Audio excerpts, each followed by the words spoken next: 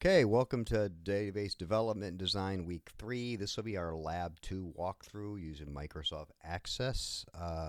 Let's go ahead and pop over. The first thing we got to do is we got to download. There's already a pre-built Access database we're going to be using for this first example. So again, go over to the canvas, go to Chapter 2 now. We scroll down to the bottom, this ACC02 water. And again, if you go to these three dots, you can download it. And once you download it, we'll pop open Access. And you'll, just like anything else, you go to Open, then this PC, and then we're going to go to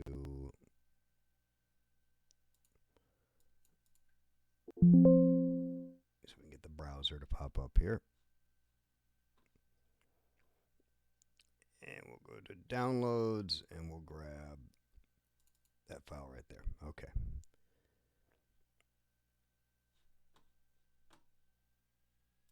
Once again, this enable content, it's because if you don't know where this stuff comes from, people can write like some malicious code inside of VBA. And so, if you get an Excel file or an Office file that you're not sure who it's from, do not enable it because that will allow the code to run. But since we know this is good, you can enable content here.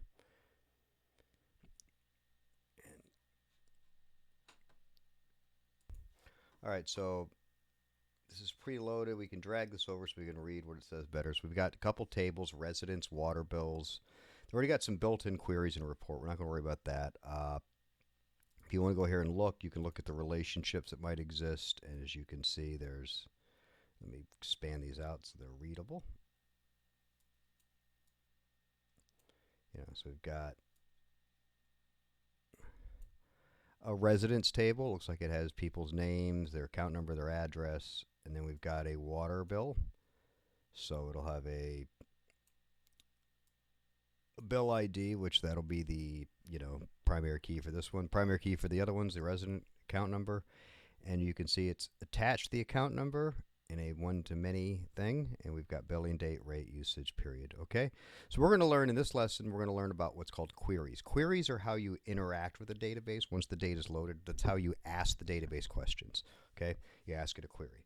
So we're going to start with a couple different methods you can approach. The first one we're going to use is called the query wizard. So let's go ahead and we'll close out the relationship thing here. We don't need this. We'll close this out. Yeah, no.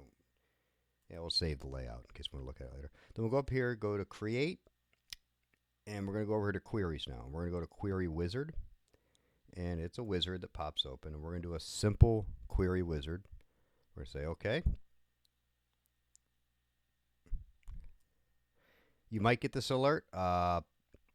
Again, this hasn't been identified. We know this is a good file, so you can hit OK, open. It's fine. That's just, again, a safety feature built in there.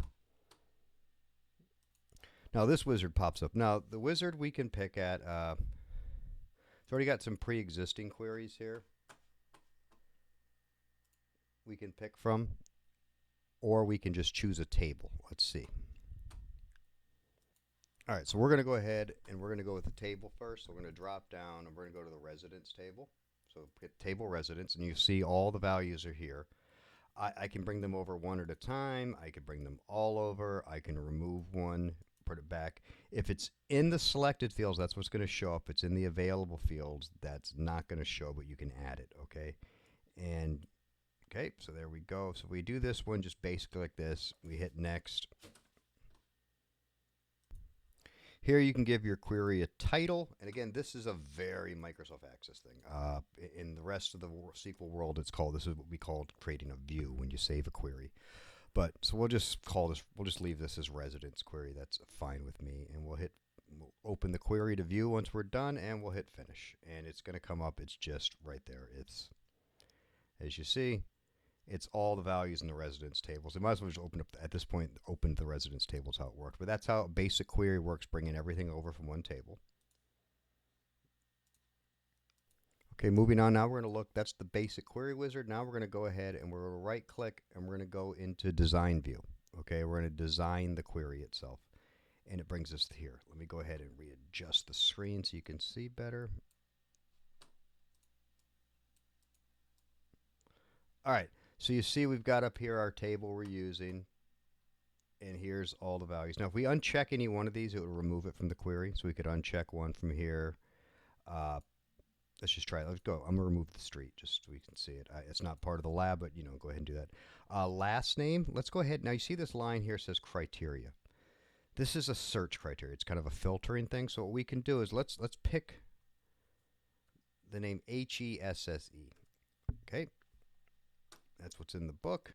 And now, to see how it changed as we made, we right click on it. We can go right to data sheet view and you'll see it right there. So now, boom, boom, boom. Now you notice the street name's gone. So if I go back again right here to the tab and I go back to design view, I can put the streets back in, go back up here to data sheet view. And there we go. Okay, so now it puts the street back in. So let's go back to design view. Let's check out anything else we got to do here real quick.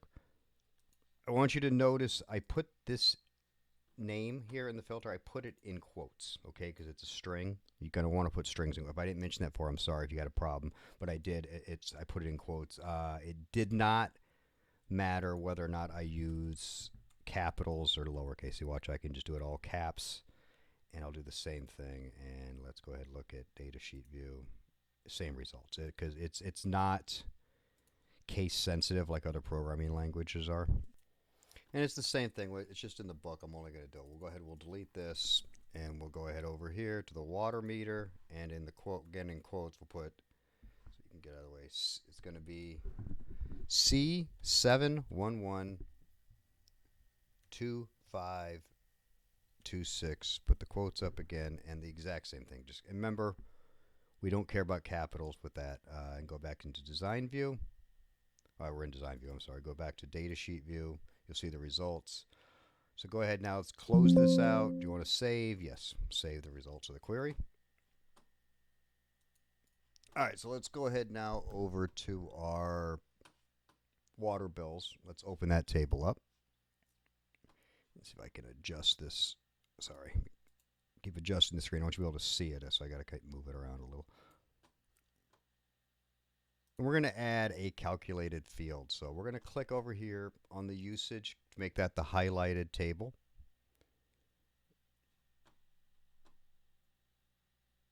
Okay, so with usage highlighted, run over here to it says in the book, you'll read, it says fields. We have a tables fields here. And in the add delete group, we're going to go to more fields. And let's see, scroll down to the bottom. Let's see if I can, hold on, let me get the screen to change for you here. All right, so you go here to the more fields. You're going to scroll down to the bottom. You're going to click the thing called calculated field. And we're going to pick currency as our option. All right, now let me zoom back in again. All right, now we have an expression builder window. So this is how we're going to use this expression builder to build a calculated field, okay? And how do you calculate how much somebody's got to pay? Well, it's the rate times the usage. So we're going to bring down, here's the categories we can pick from. So we're going to say rate. So we're going to grab rate here, put it up there. And times is just like anything else. It's the asterisk above the 8 and times usage. And we're going to hit OK. And it's going to create a new field here. There we go. Notice it is the rate times the usage, the field. And we could name that. Let's go ahead and rename that field. Go into field, just highlight field 1, and we'll call this billing. Okay, so that's how we create one using that wizard right there. Another way you can create a calculated field. If we go here to the right and we go into design view, we're going to create a new field called amount due. Okay, so this amount due is going to be basically what this calculated billing is going to be minus how much we've paid. And we're going to make this a calculated field. So we have the option down here of, and hold on, so you can see it. Let me adjust the screen. A little drag. All right. And you'll see calculated is an option, okay? You can use the expression builder again. In fact, I'm going to just, for make life easier here. But we're going to basically say that billing, whoops, let's go get rid of amount paid. We're going to go billing minus amount paid should give us what's ever left over in due. We say OK. Now, if I scroll this up a little bit, you're going to see in the design view, here it is right there. The expression. I could have just typed the expression in down here, but I just used the if the wizard's there, just go ahead and use it. It's okay. So we go back up now. Let me fix this and go back to our water bill and hit data sheet view. Let's first save the table. I want to save the table. There we go. Okay, so now if we scroll over, let's see. Let me go ahead and grab this so we can see what's going on. Now you've got the amount due, and as you can see, in a couple cases, you actually have a difference. You know, where something, in this case, you paid more than was billed. So we're in. So if you do, this is a standard accounting term to put parentheses around something instead of a negative. It just stands out better on large spreadsheets. So if you go into any kind of accounting, finance work, you'll see that a lot. Okay, I'm going to close out the water bills now. All right, now we're going to go ahead. We're going to create a new query. Let me readjust this window here. We're going to create this one using the query design. Okay, so we'll go back up to create here. And we're going to go to query design. And this opens up here. And now it's just like when you did your relationships. We can just drag stuff over. We're going to drag over the two tables we want. We got the residence, and we're going to drag over the water bills table. And now I'm going to adjust the screen so you can see better what's going on. Of course, hold on. So on the large screen, if you want to look, what you've got is, here's where I've put the two tables I'm going to be working with. And I'm actually, you know what? Let's bring these down so we can see better. I'll just bring them down here, and I'll readjust the screen so you can see better. Because I know this is an eye chart at this point. Let's see. All right, cool. So now looking down here, we can add fields. Now you can start by picking a table, and that'll limit your fields you can pick from at this point. You know, only ones in that residence. Or you can just simply pick, and you'll notice that the tables have like the name of the table, then the record after it. So we can go there, last name. We're gonna want, you know, what do we care? Maybe let's get their zip. We'll get their water meter number, and then we can go over here to add the water bill. So now we can go over the table. We can go ahead and get the billing ID. We've already got the account number. We don't need that twice in there. And we will go ahead with maybe the rate. Just pick some things, usage.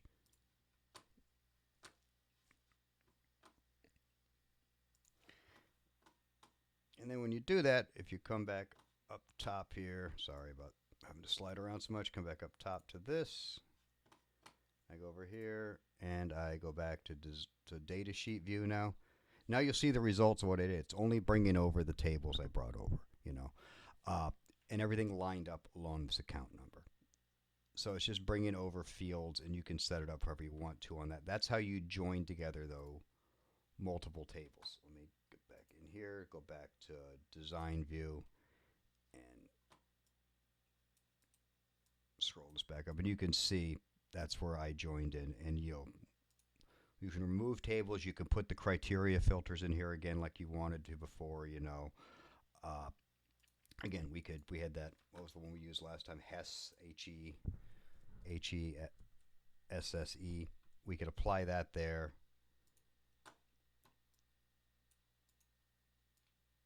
Go back up, and now, whoops, I guess I didn't bring that over right. Or we could try Sprat. That name's actually in the list here. I don't know what's going on with the other thing. Let's just not worry about it. We'll go back up with Sprat. Let me go ahead over here, drag this back up, and now we can look at the results with our data sheet view. And there we have our Sprats, which only the data we wanted to bring over. But we were able to join two tables together to get a query. That's what the point of this one is. All right, let's go ahead. We're going to clear that filter out. So let's go back into design view. Going to clear out Sprat. And we're going to put in an operator here. Let's go back real quick just to look at the data we've got so we know what we're kind of talking about. I'm going to go back into here, data sheet view, and let's look at this billing rate, okay, or the usage. We got some numbers here, everywhere ranging from 1, we got some 100 something. Let's go ahead, let's put in an operator saying we only want things above, let's say 80. So let's go ahead into here, go again, right click, go to design view, and we're going to go down to usage here. In the criteria, we're going to put in, I want something greater than 80. Now we don't need quotes here because we're dealing with numbers. So with numbers, you don't need to worry about the quotes. The quotes are for strings. So this is for numbers, we don't worry about it. Let's bring this back up. We'll right click on it and we'll do the data sheet view. And now you can see that all the usage values are only above 80. As we saw before, they had many that were plenty below 80. And your operators are all, so you got your greater than, equal than, that kind of stuff all still exists. Then we have if you have a greater than equals sign facing each other, that means not equal to. So, or you can have just a single equal to. And that's pretty much basic for that. Okay, next we're going to work with dates. Let's go back into our query here. We're going to right click, go back to design view, grab this and slide down, and we're going to add a date here. So let's make sure we add a date range to it. So we'll go over here and let's find ourselves a date. So what do we have? We have a billing date here. I know it's kind of hard to see, but it does say billing date right there for the water bills. Let's lose this, and we're going to add a new criteria. We're going to put in a date. Now, let's go ahead and take a look at what kind of dates we've got first before we start messing with anything. So let's go up, take a look at our data, right click, data sheet view. All right, so we've got some dates. Looks like they're all 2017, 2018, but I know I've got one here, December 31st, 2017. So let's start with that date. So we're going to go back to design view. And let me drag this down here. And now with dates in Access, I don't know why, you have to put number signs around it. So hold on. Okay, so we're going to put a number sign, and remember we had December 31st, 2017. So we'll go with 12/31, to get my mark, 2017. Okay, and close it in with that. Now let's go ahead back up and see what we see. Let's go back up to the query thing, right click, and data sheet view. All right, so now it only returns ones that are there. And if you haven't noticed this or not, on your return, you'll see right here 1 of 83. It's returning 83 records out of all of them. So if I go back, and if you're curious how many records we had to begin with, let's go ahead back to here. Design view. Let's clear this out. Go back to the query tab and right click on it and data sheet view. And back down, and it should tell us, yeah, there's 1,427 records in the entire thing. So that's how we search for one date. A lot of times you want to search in between dates. Let's go back real fast and do that. So we'll go up to there, go back to design view. And here. So let's pick some dates. Let's say we want, I guess pick it so you can see what's going on here. Remember, again, we got to put the number signs in front of dates, and this is very much an Access thing. You're not going to see this in other SQL. This is a weird Access thing, but it is what it is. Let's just pick. Let's say we want between 6/1/2017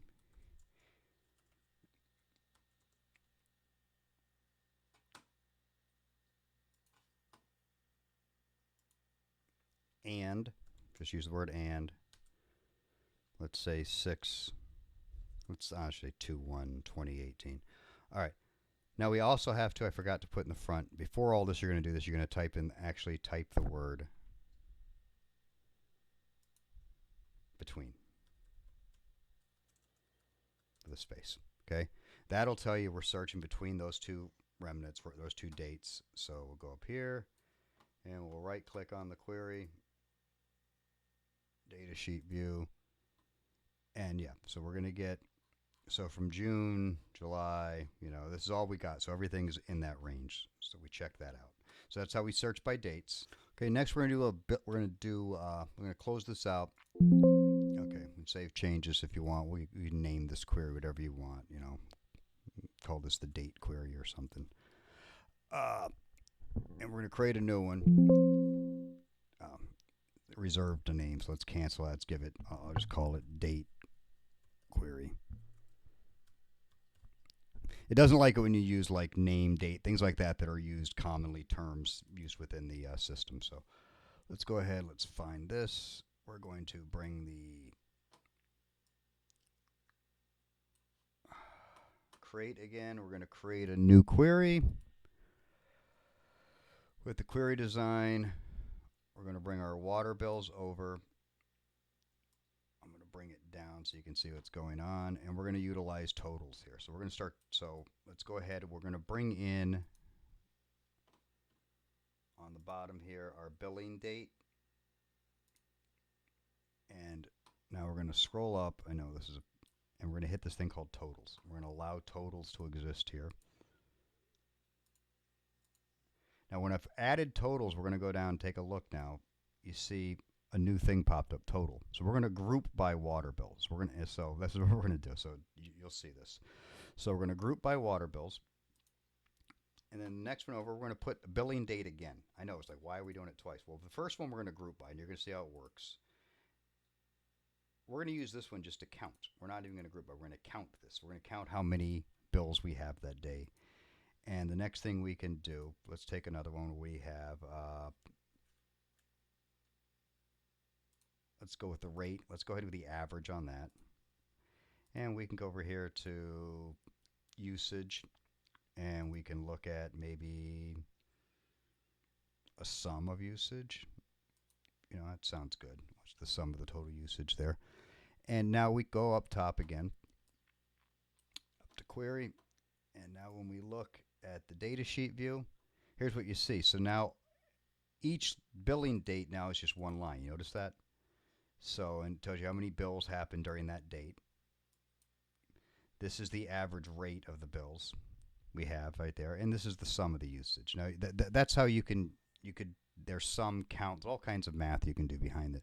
This is just the whole idea, is that grouping by, I could group by anything. If I had a bunch of names, or if I had, group by people with this last name, group by people living in this town, group by, and then just do the calculations after that. This is basically introduction to group by. All